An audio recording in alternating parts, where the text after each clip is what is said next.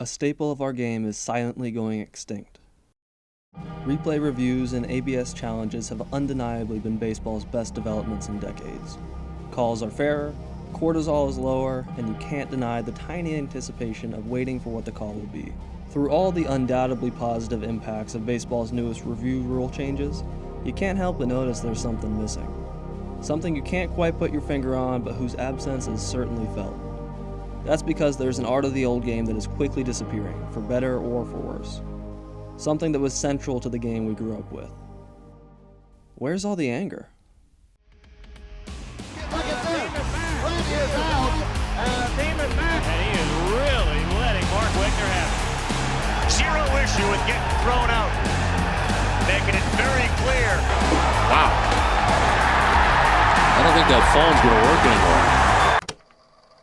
People just aren't getting ejected like they used to. And now Cox has been ejected. And he's going to get into it with a third base umpire. Monday is opening day for Major League Baseball. Change comes slowly for a sport built on tradition. But this season, new rules involve instant replay go into effect. In 2014, Major League Baseball introduced replay review. For the first time in history, teams would have the right to challenge nearly every call on the field, from calls at the bases to fair and foul balls. Baseball was actually late to the game with this one, as the NBA had been using video review since the 02-03 season, while the NFL had instant replay as far back as 1986. While the rest of sports had adopted the future, baseball and its traditions were stuck in the past with nothing more than angry managers with high blood pressure. While no exact tallies exist for any of the leagues, it's no surprise that baseball leads the group with over 19,000 ejections in the history of the game. Thanks to RetroSheet, we have all of those ejections cataloged along with their reasons, like Ed Roosh for taking a nap in the outfield mid-game, Connie Ryan for wearing a raincoat on the field, 2 pairs of players for national anthem standoffs, and Fred Tenney for calling an umpire a fat dub, which I have since learned meant an unskillful person back in the 1880s. However, if we organize these into categories, we can see the top 10 reasons for ejections throughout baseball history. Catch-trap calls clock in at 10th place, while balks, fair foul calls, and interferences all account for around 3% each. Bench jockeying, hit-by-pitch related ejections, and brawls are all roughly 5% each, and the miscellaneous category is slightly higher at 6.7%. But holding a firm grip on the number 2 spot are ejections related to calls at bases, racking up a whopping 23% of all ejections in baseball history. Now, if we look at the year-by-year trend of ejections related to calls at bases, it looks exactly like you would expect. The early 1900s saw by far the most base call-related ejections, with an absurd peak of 142 in 1914. For the next century, though, these numbers consistently hovered around the 30s and 40s each season. But what happened after replay review was introduced in 2014? Ladies and gentlemen, this isn't just a collapse.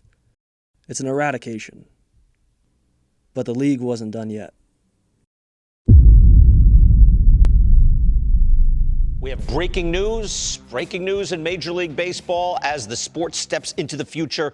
Once again, the automatic ball strike system, the electronic strike zone, is coming to Major League Baseball next year. This year, MLB introduced its automatic balls and strikes challenge system. Players are now able to challenge a call by tapping their helmets after a pitch. The call is then checked against an electronic strike zone perfectly tailored to the batter's height. Several months into the season, and the overall response to this new rule has been overwhelmingly positive so far.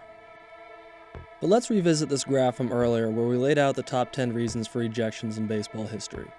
I bet you were wondering why I left out the number 1 spot.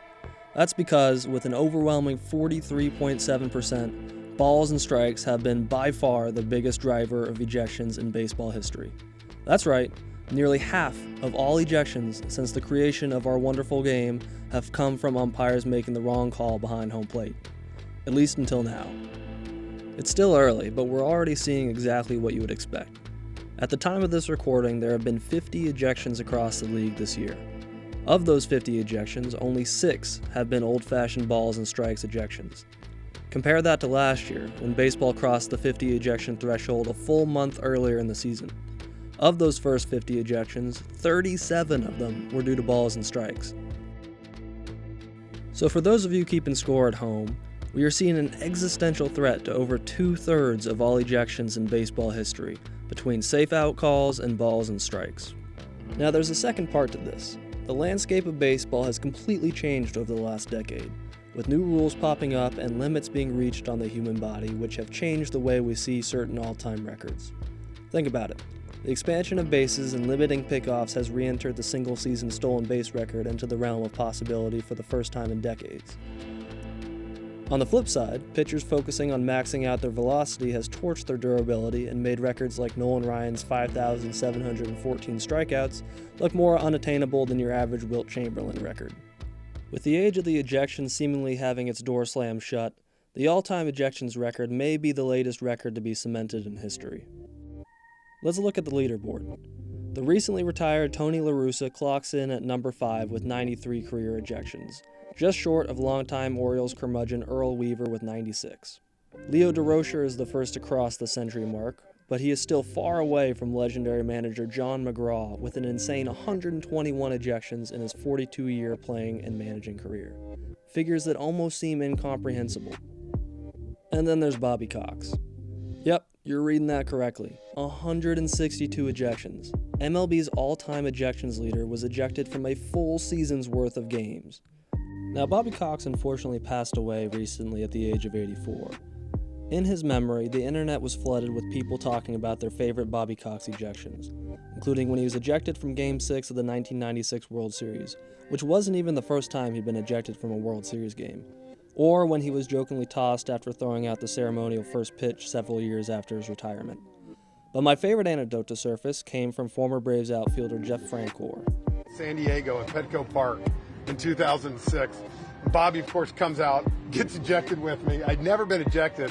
And we're walking up the stairs. Bobby's waddling, right? And he says, I'm like, Bobby, what do? I've never been thrown out of a game before. And he said, well, go get in the cold tub, have a couple beers, ice your legs. And he's like, and you'll probably get fined $500 or $1,000, depending on what you said. And he said, or you can do what I do. I just send a $50,000 check in at the beginning of the year, and I tell him, whatever's left over, give it to charity. Outside of the ejections, Cox was one of the most prolific managers the game has ever seen, racking up the 4th most wins of any manager in history and guiding the Braves to 4 World Series appearances in the 90s and a win in 95. It's safe to say, though, we'll never see a manager as tossable as Bobby Cox. On the top 30 all-time ejections leaderboard, only 2 managers are still active. 67-year-old Terry Francona, who's already retired once, and 53-year-old Yankees skipper Aaron Boone. In only 9 years at the helm for the Yankees, Boone has already made a name for himself as the league's most ejectable figure, racking up an incredible 48 ejections in only 9 seasons. In fact, if you adjust this top 30 list to a per-game scale, Boone has the 3rd highest ejection rate on this list. At his current rate, Boone would have to manage another 19 seasons, or until his 70s, in order to reach Cox's record. Improbable, sure, but not impossible. That would all be true if it weren't for the crusade against ejections like we talked about earlier. Of Boone's 48 ejections so far, a whopping 37 of them have been over balls and strikes. Boone clearly has a bread and butter when it comes to ejections, and ABS challenges have essentially stripped it from him. That means, unfortunately, that it's very unlikely we'll ever see something like this from him again. It's becoming increasingly clear that nobody will ever touch Bobby Cox's record, and that's probably for the better. Umpires are better protected, there's less anger in the game, and managers' lifespans will presumably increase at least a couple years. We'll still have the benches clearing brawls to help us meet our ejections quota, but I gotta admit, I'll miss seeing a coach go to war for his guys, regardless of whether he's right or not. There's a sort of honor to that, and nobody understood that more than Bobby Cox.